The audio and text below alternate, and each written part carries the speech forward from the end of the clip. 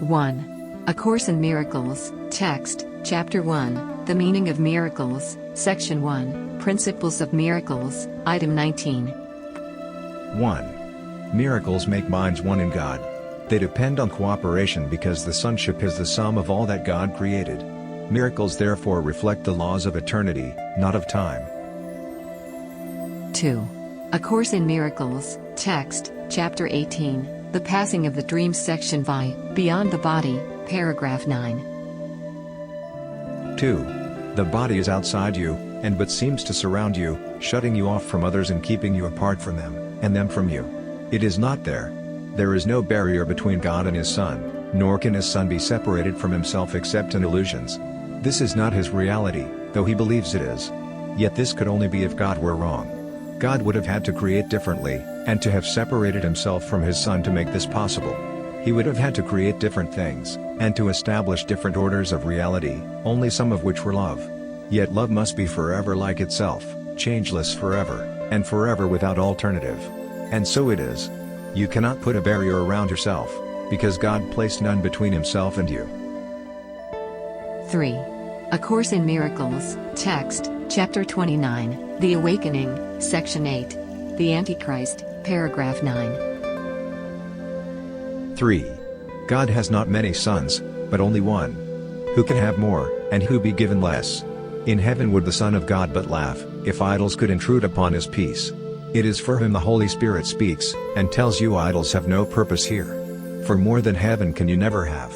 If heaven is within, why would you seek for idols that would make of heaven less, to give you more than God bestowed upon your brother and on you, as one with Him? God gave you all there is. And to be sure you could not lose it, did He also give the same to every living thing as well? And thus is every living thing a part of you, as of Himself. No idol can establish you as more than God.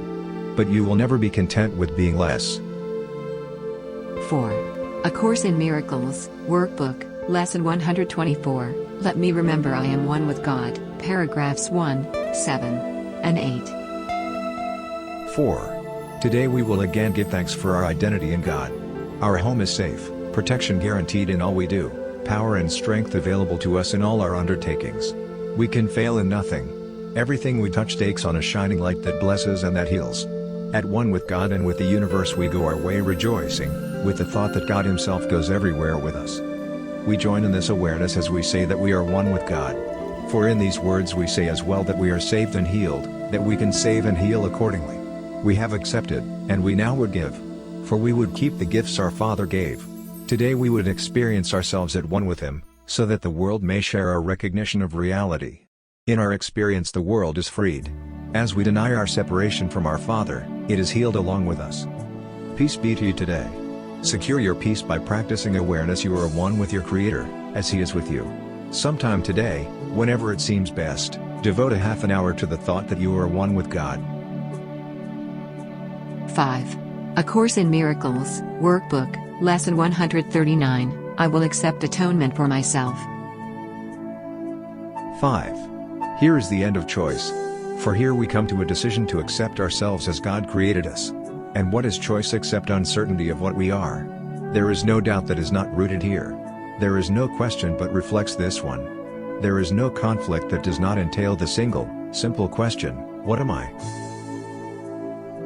Atonement remedies the strange idea that it is possible to doubt yourself, and be unsure of what you really are. This is the depth of madness. Yet it is the universal question of the world. We have a mission here. We did not come to reinforce the madness that we once believed in. Let us not forget the goal that we accepted. It is more than just our happiness alone we came to gain. What we accept is what we are proclaims what everyone must be, along with us.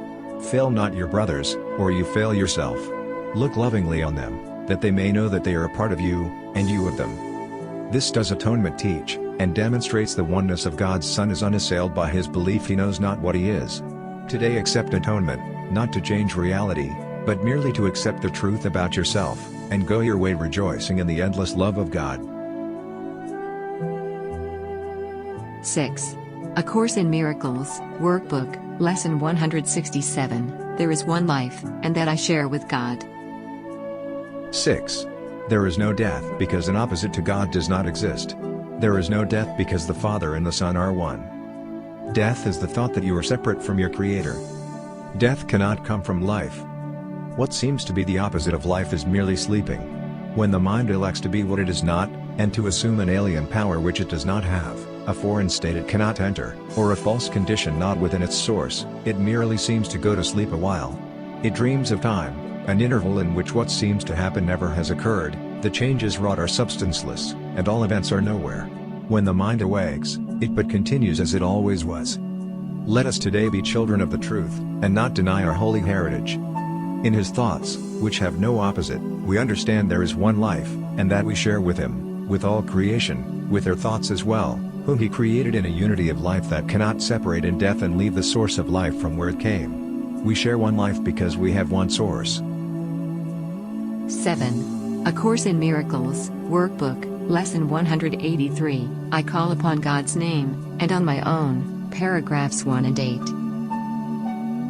8. 7. God's name is holy, but no holier than yours. To call upon His name is but to call upon your own. A father gives his son his name, and thus identifies the son with him. His brothers share his name, and thus are they united in a bond to which they turn for their identity. Your Father's name reminds you who you are, even within a world that does not know, even though you have not remembered it. Repeat God's name, and you acknowledge Him as sole creator of reality. And you acknowledge also that His Son is part of Him, creating in His name. Sit silently, and let His name become the all-encompassing idea that holds your mind completely. Let all thoughts be still except this one. And to all other thoughts respond with this, and see God's name replace the 1,000 little names you gave your thoughts, not realizing that there is one name for all there is, and all that there will be. 8. A Course in Miracles, Workbook, Lesson 184, The Name of God is My Inheritance, paragraphs 12 and 15. 8. God has no name. And yet His name becomes the final lesson that all things are one, and at this lesson does all learning end. All names are unified, all space is filled with truth's reflection.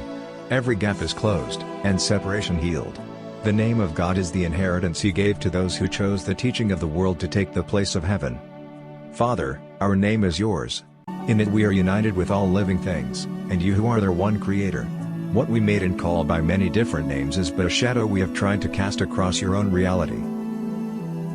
9. A Course in Miracles, Workbook, Lesson 223, God is my life. I have no life but His. 9. I was mistaken when I thought I lived apart from God, a separate entity that moved in isolation, unattached, and housed within a body. Now I know my life is God's, I have no other home, and I do not exist apart from Him. He has no thoughts that are not part of me, and I have none but those which are of Him.